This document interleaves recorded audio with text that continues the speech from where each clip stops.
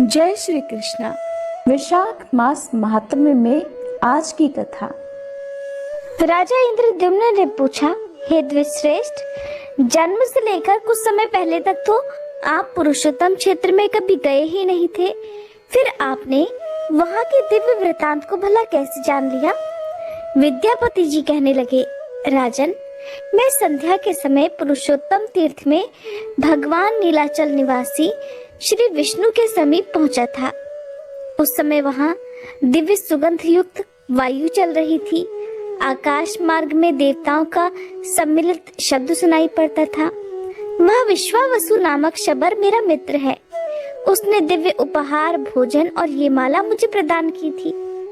कभी मलिन न होने वाली ये बहुमूल्य माला लक्ष्मी जी तथा राज्य का सुख प्रदान करने वाली है और दरिद्रता तथा पाप का संहार करने वाली है, इसलिए इसे आपके योग्य समझकर मैं यहाँ ले आया हूँ।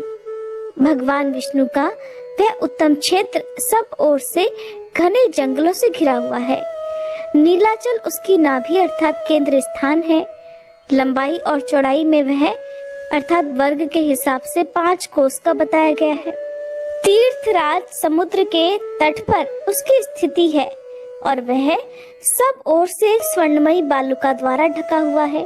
पर्वत के शिखर पर एक बहुत ऊंचा वटवृक्ष भी है जो प्रलय काल में भी स्थित रहता है। उसकी लंबाई 1 कोस की है। वह फूल और फल से रहित तथा पल्लवों से सुशोभित है। सूर्य देव के हटने पर भी उसकी छाया में कोई परिवर्तन नहीं होता। उसके पश्चिम रोहिण नाम से प्रसिद्ध एक कुंड है। वहां जल का उद्गम है।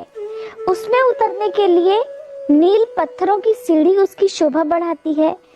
कुंड के बाहर चारों दिशाओं में स्फटिक मणि की 4 वेदियां हैं।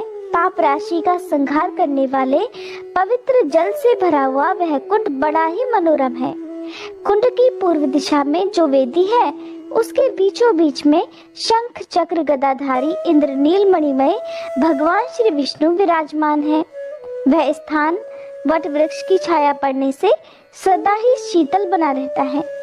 भगवान का वह विग्रह 81 अंगुल ऊंचा है और स्वर्णमय कमल के ऊपर स्थित है। उस श्री विग्रह के मुखचंद्र से तीनों प्रकार के तापों का निवारण हो जाता है।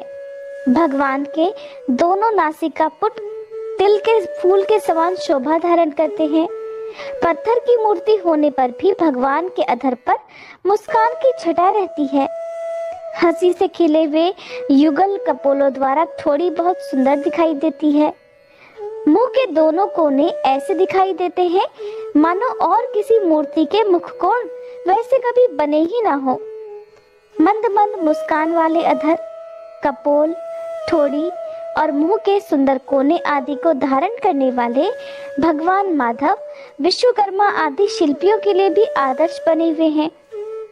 मछली की आकृति वाले कुंडलों से सुशोभित दोनों कानों के द्वारा भगवान का मुखचंद्र गुरु और शुक्र के मध्य भाग में स्थित पूर्ण चंद्र का उपहास कर रहा है। गले के सुंदर आभूषण से शोभाजनक कंठ प्रदेश के द्वारा भगवान अपना दर्शन करने वाले पुरुषों के मन में दक्षिणावर्ती शंख से मुक्तामणि के प्रकट होने की आशंका उत्पन्न करते हैं। उनके कंधे मोटे और चौड़े हैं। घुटने तक लंबी उनकी 4 भुजाएं हैं। वक्ष स्थल पर स्वच्छ और निर्मल हार शोभा पा रहा है। दिव्य कौस्तुभ मणि में पड़े हुए प्रतिबिंबों के रूप में मानो वे 14 भुवनों को धारण करते हैं। गहरे नाभि रूपी सरोवर में प्रविष्ट हुई सूक्ष्म रोमावलियों के कारण भगवान का श्री विग्रह और भी मनोहर प्रतीत होता है। गले में लटकता हुआ हार त्रिवली के मध्य भाग तक का स्पर्श करता है। मोती की माला कमर के पास तक लटकी हुई है। वे पीतांबर से शोभा पाते हैं। दोनों जंघाएं 2 खंभों के समान जान पड़ती हैं, मानो वे मोक्ष के मंगलमय धाम में जाने के लिए बाहरी द्वार के आश्रय हों। भगवान के दोनों चरण गोलाकार घुटनों, पैरों तक लटकती हुई वनमाला तथा रत्नमय कड़ों से शोभा पाते हैं। वे हार, कंगन, भुजबंद और मुकुट आदि से विभूषित है। भगवान अपने चारों हाथों में चक्र, पद्म, गदा और शंख रूप में परिणत ज्ञान, अहंकार, ऐश्वर्य तथा शब्द ब्रह्म अर्थात वेद राशि को धारण करते हैं। भगवान जगन्नाथ स्वयं दिशाओं को प्रकाशित करते हुए नीलाचल के शिखर पर विराजमान हैं, जिनका दर्शन करके भक्ति पूर्वक प्रणाम करने से मनुष्य देह बंधन से मुक्त हो जाता है। भगवान के वाम पार्श्व में भगवती लक्ष्मी जी वीणा बजा रही हैं। उनकी दृष्टि भगवान के मुख की ओर है। वे संपूर्ण लावण्य का निवास तथा सभी अलंकारों से विभूषित हैं। जगत के पिता और माता भगवान श्री विष्णु और भगवती लक्ष्मी जी दोनों उस पर्वत पर ही निवास करते हैं। मैंने उन दोनों का ही दर्शन किया। वे दोनों मौन भाव से बैठे हैं और अपनी मुस्कुराती हुई दृष्टि से दर्शन करने वाले हर प्राणी पर कृपा की वर्षा करते हैं। दीनों पर दया करने के कारण मैंने उन्हें चैतन्य रूप ही माना है। उनके पीछे अपने फनों का छत्र लगाए हुए भगवान शेषनाग भी खड़े हैं और आगे सुदर्शन चक्र को दिव्य शरीर धारण करके खड़े हुए देखा है। सुदर्शन के पीछे गरुड़ जी हाथ जोड़े खड़े हैं। इस प्रकार अद्भुत रूप धारण करने वाले साक्षात लक्ष्मीपति भगवान श्री विष्णु का दर्शन करके मेरा मन बार बार उन्हीं की ओर दौड़ रहा है, मानो कोई इसे रस्सियों में बांधकर अपनी ओर खींच रहा हो। तीर्थ स्थान, तप, दान, देवयज्ञ और व्रतों के द्वारा भी कोई वैसे दिव्य रूप में भगवान का दर्शन नहीं कर सकता। जो लोग निर्मल आकाश की तरह प्रतीत होने वाले पुरुषोत्तम तीर्थ निवासी नील विग्रह भगवान विष्णु का ध्यान करते हैं, वे सब प्रकार के बंधनों से मुक्त होकर अंत में भगवान विष्णु के धाम में प्रवेश करते हैं। जिसने नीलाचल नाथ भगवान का दर्शन कर लिया है, वही दानी, वही यज्ञकर्ता, वही सत्यवादी, वही धर्मात्मा तथा वही संपूर्ण गुणों से श्रेष्ठ और इस समस्त जगत में महान है। राजन, वहाँ जगदीश्वर माधव के जो सेवक हैं, उन्हीं से मैंने भगवान के इस महात्म्य का परिचय प्राप्त किया। वहाँ आदि सृष्टि की परंपरा से चला आता हुआ पुरातन और सुप्रसिद्ध आख्यान सुनकर मैं यहाँ आया हूँ। महाराज, आपकी ही आज्ञा से श्री पुरुषोत्तम का दर्शन करके वहाँ का सब वृतांत मैंने आपसे निवेदित किया है। अब आपकी जैसी इच्छा हो वैसा कीजिए। तब इंद्रद्युम्न बोले, भगवन, आपका वचन मेरे लिए सर्वथा विश्वसनीय है। मुझे आपकी कही गई हर बात पर पूर्णतः विश्वास है। आपके मुख से भगवान के पापहारी स्वरूप का वर्णन सुनकर और इस दिव्य प्रसाद माला का संयोग पाकर मैं तो धन्य हो गया। अनेक जन्मों में उपार्जित मेरी समस्त पाप राशि आज नष्ट हो गई। अब मैं भगवान लक्ष्मीपति के दर्शन का अधिकारी हो गया हूँ। सर्वतो भावेन वहाँ की यात्रा करूंगा और इस राज्य और बढ़ी हुई समृद्धि के द्वारा पुरुषोत्तम तीर्थ में निवास स्थान, नगर और दुर्ग बनवाऊंगा। भगवान विष्णु की प्रसन्नता के लिए 100 अश्वमेध यज्ञों का अनुष्ठान करूंगा और प्रतिदिन सैकड़ों उपचारों से श्रीनाथ जी का पूजन करूंगा। व्रत, उपवास और नियमों द्वारा जगत गुरु भगवान को प्रसन्न करूंगा, जिससे वे मुझ संतप्त प्राणी को अपने वचनामृत से अभिषेक करेंगे। भगवान नारायण तो दिनों पर अनुग्रह करने वाले हैं, वे मुझ पर भी कृपा करेंगे। इस प्रकार राजा इंद्रद्युम्न श्रद्धा और भक्ति से भगवान जगदीश्वर की स्तुति कर रहे थे। इतने में ही संपूर्ण भुवनों को देखने की उत्सुकता रखने वाले देवर्षि नारद वहां आ पहुंचे। विष्णु भक्तों में श्रेष्ठ ब्रह्मपुत्र नारद जी को आता देखकर राजा अचानक उठकर खड़े हो गए और पाद्य, अर्घ्य और आचमनी निवेदित करके उन्हें उत्तम आसन पर बिठाकर प्रणाम पूर्वक हाथ जोड़कर बोले, आज मेरे संपूर्ण यज्ञ, दान, स्वाध्याय और तप सफल हो गए, क्योंकि मेरे घर पर ब्रह्मा जी के दूसरे स्वरूप अर्थात देवर्षि नारद जी कृपा पूर्वक पधारे हैं। मुने, आपने यहाँ तक आने की कृपा की। इतने से ही यद्यपि मैं कृतार्थ हो गया हूँ, फिर भी आपकी प्रसन्नता के लिए मैं आपकी क्या सेवा करूँ, आपकी किस आज्ञा का पालन करूँ? कौन सा प्रयोजन लेकर आपने मेरे इस घर को पवित्र किया है, कृपा कर बताइए। भक्ति और विनय से सराबोर राजा की यह कोमल वाणी सुनकर नारद जी ने मुस्कुराते हुए कहा, नारायण नारायण। राजन, तुम्हारे निर्मल गुणों से ब्रह्मादि संपूर्ण देवता, सिद्ध और मुनि अत्यंत प्रसन्न है। तुमने बहुत अच्छा निश्चय किया है। हजारों जन्मों के अभ्यास से नीलाचल गुहा निवासी भगवान माधव में भक्ति होती है। परम बुद्धिमान ब्रह्मा जी ने उन्हीं भगवान जगदीश्वर की आराधना करके इस सृष्टि का निर्माण किया और पितामह की पदवी पाई है। तुम भी उन्हीं के वंश में उत्पन्न हुए हो, इसलिए भगवान के प्रति तुम्हारी ऐसी भक्ति होना तो उचित ही है। पग पग पर दुख और संकटों से भरे हुए इस संसार रूपी वन में भटकते हुए मनुष्यों के लिए एकमात्र भगवान विष्णु की भक्ति ही सुख देने वाली है। ये संसार एक समुद्र है जहाँ कोई भी सहारा देने वाला नहीं है। सुख दुख आदि द्वंद्वों की प्रचंड आंधी से इसमें सदा तूफान आता रहता है।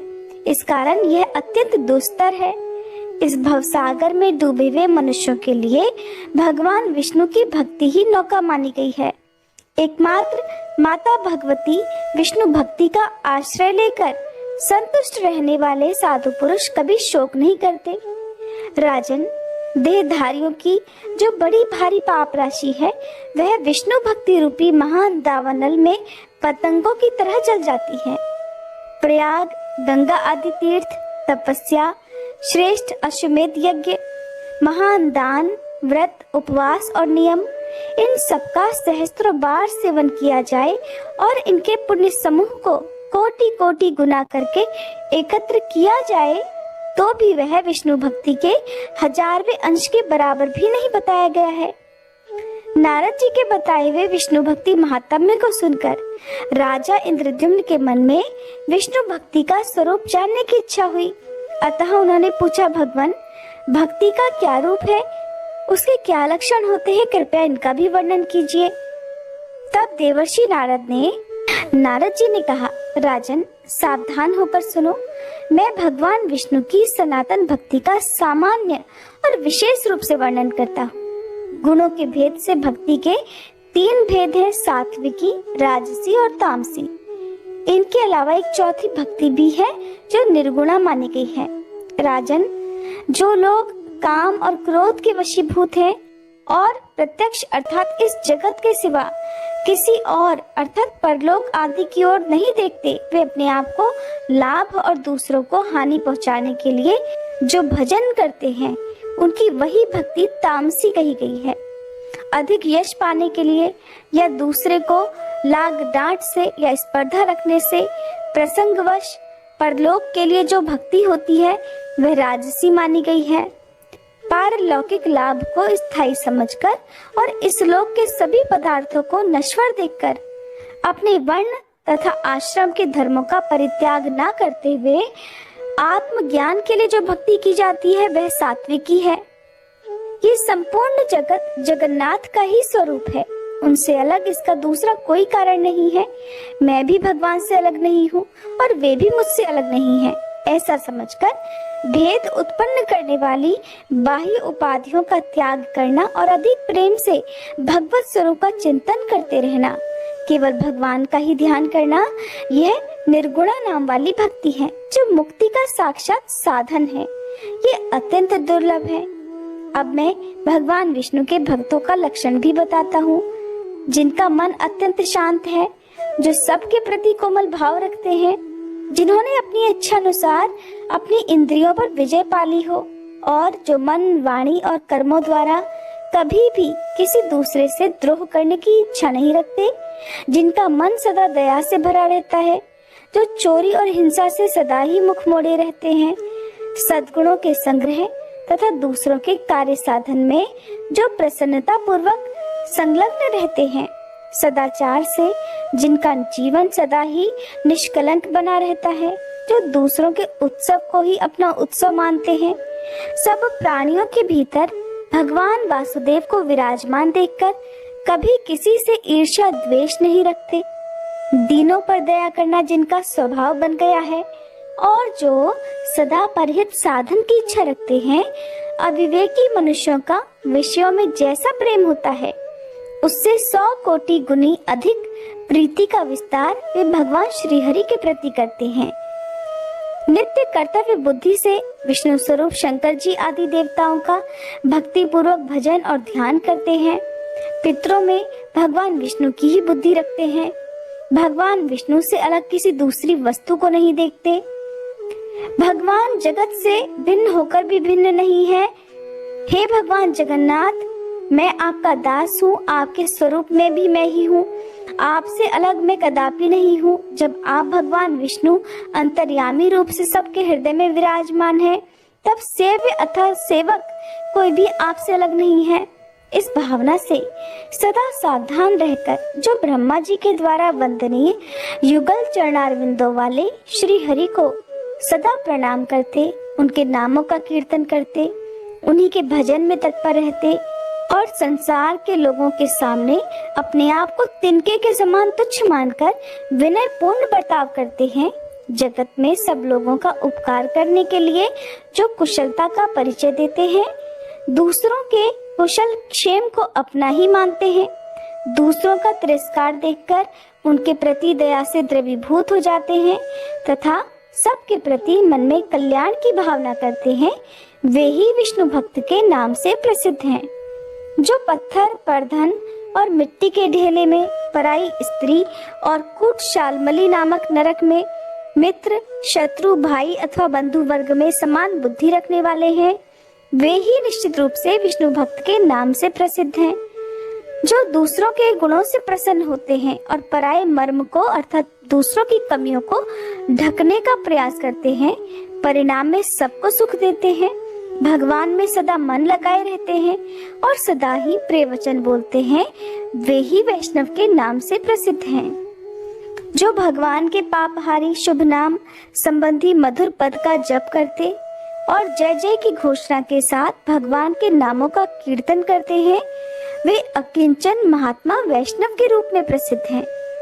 जिनका चित्त श्री हरि के चरण कमलों में निरंतर लगा रहता है, जो प्रेम की अधिकता के कारण जड़ बुद्धि समान बने रहते हैं, सुख और दुख दोनों ही जिनके लिए एक समान है, जो भगवान की पूजा में चतुर हैं तथा अपने मन और विनय युक्त वाणी को भगवान की सेवा में समर्पित कर चुके हैं, वे ही वैष्णव के नाम से प्रसिद्ध हैं। मद और अहंकार गल जाने के कारण जिनका मन अत्यंत शुद्ध हो गया है, अमरों के विश्वसनीय बंधु भगवान नरसिंह का यजन करके जो शोक रहित हो गए हैं, ऐसे वैष्णव निश्चय ही उच्च पद को प्राप्त होते हैं। भगवान में सदैव उत्तम भक्ति रखने वाले भक्तों के शुभ चरित्र और लक्षण का वर्णन मैंने तुमसे किया है। ये मनुष्यों के कानों में पड़ते ही उनके चिर संचित मल का नाश करता है। भजन के लिए कभी धन की आवश्यकता तथा शरीर को कष्ट देकर किए जाने वाले किसी विशेष प्रकार के प्रयोग की भी आवश्यकता नहीं है। मृदुल और मंद स्वर से वाणी के द्वारा भगवान के नामों का यदि कीर्तन भी होता रहे तो मैं तो इसी को भजन मानता हूँ। तुम्हारे मन में भगवान के दास्य भाव का ही चिंतन होना चाहिए। किंतु जो मनुष्यों के शुभ आचरणों से भी द्वेष रखते हैं और खुद अपने मन को ही दुराचार में बांधे रखते हैं, बड़े भारी अमंगल को पा करके भी निश्चित रहते हैं और सदा ऐश्वर्य तथा विषय भोग के रस में ही सुख का अनुभव करते हैं, वे मनुष्य वैष्णव नहीं हैं। वे तो बहुत ही नीची कोटि के मनुष्य हैं। अपने हृदय रूपी कमल में विराजमान परमानंद श्री हरि के स्वरूप का जो क्षण भर भी चिंतन नहीं करते, उन्मत्त भाव से बैठे रहते हैं और अपने झूठे वचनों के जाल से भगवान के नाम को भी निरंतर आच्छादित किए रहते हैं, वे भी भगवान के भक्त नहीं हैं। जिनके मन में पराई स्त्री और पराये धन के लिए सदा लालच बना रहता है, जो कंजूस बुद्धि वाले हैं और सदा अपना ही पेट भरने में लगे रहते हैं, वे नर पशु विष्णु भक्ति से सर्वथा रहित हैं।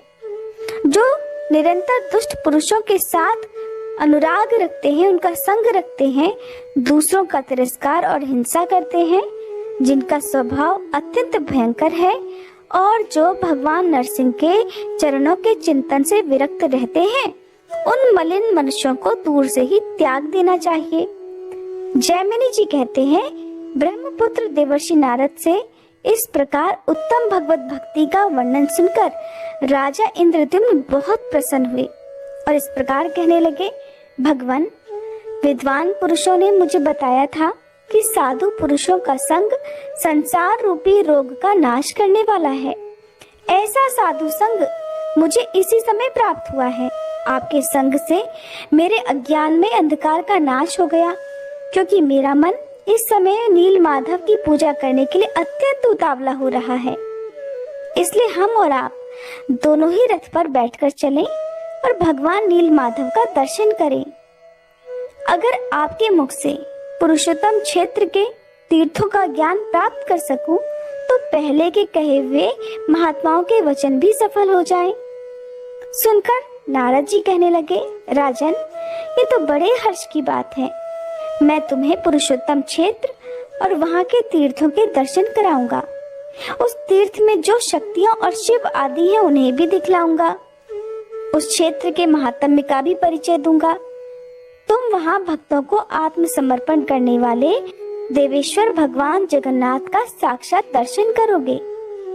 इस प्रकार वार्तालाप करके दोनों ने प्रसन्नता पूर्वक दिन का काम समाप्त किया और ज्येष्ठ शुक्ला पंचमी को बुधवार को पुष्य नक्षत्र में उत्तम लग्न आने पर यात्रा अनुकूल होगी, ऐसा निर्णय करके दोनों ने रात के समय एक ही स्थान पर शयन किया। फिर सवेरा होने पर राजा इंद्रद्युम्न ने भाइयों सहित नीलाचल पर जाने के विषय में अपने राज्य में ये घोषणा कराई कि हम लोग जीवन पर्यंत अर्थात जब तक जीवन है तब तक पुरुषोत्तम क्षेत्र में निवास करेंगे। राजा लोग अपनी रानियों, मंत्रियों तथा परिकरों समेत रथ, हाथी, घोड़ा, खजाना और पैदल सेना साथ लेकर वहां चले। इस प्रकार आज्ञा देकर राजा इंद्रद्युम्न अपने आगे खड़े हुए नारद मुनि की परिक्रमा करके छड़ीदार सिपाहियों से घिरे हुए मध्य द्वार पर आ गए।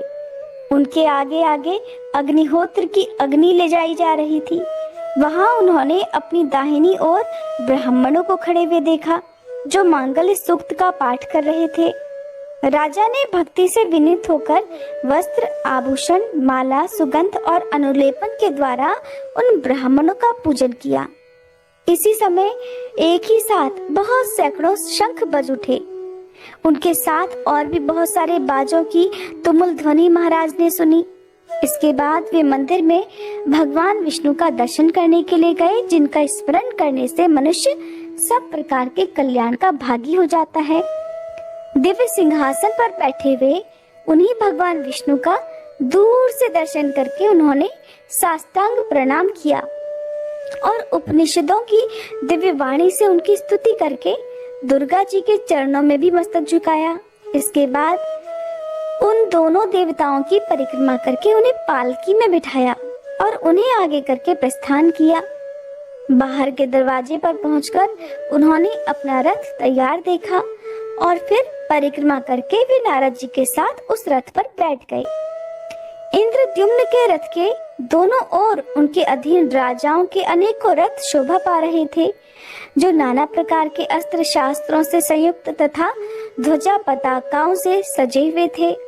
उस समय पुरवासी भी अपना अपना सामान लेकर तैयार हो गए और घोड़े, खच्चर तथा ऊंट आदि वाहनों पर चढ़कर वहां से चल दिए। राजाओं की सैकड़ों रानियां नपुंसक सिपाहियों से घिरी हुई अनेक प्रकार की सवारियों पर चढ़कर राजभवन से बाहर निकली। बड़े बड़े राजाधिकारी तथा विशाल सैनिक भी उनकी सेवा में, उनकी रक्षा में तत्पर थे।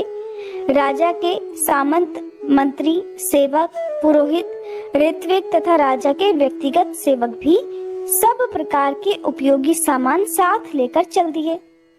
कोष के संरक्षण में नियुक्त किए गए राज्य कर्मचारी सारा खजाना साथ लेकर शीघ्र ही प्रस्थान कर लिए, जो अवसर के अनुसार राज सेवा में उपस्थित हुआ करते थे। सामान बेचकर जीविका चलाने वाले सेठ, व्यापारी, माली आदि भी अपनी बेचने वाली वस्तुएं लेकर राजा की आज्ञा का पालन करते हुए चले। जिसके लिए जो भी मार्ग सीधा और आसान लगा वो उसी मार्ग से चला गया। नीलाचल पर पहुंचने वाले कठिन से कठिन मार्ग के द्वारा भी लोगों ने यात्रा की। इसके बाद जो कुछ भी हुआ उसका वृतांत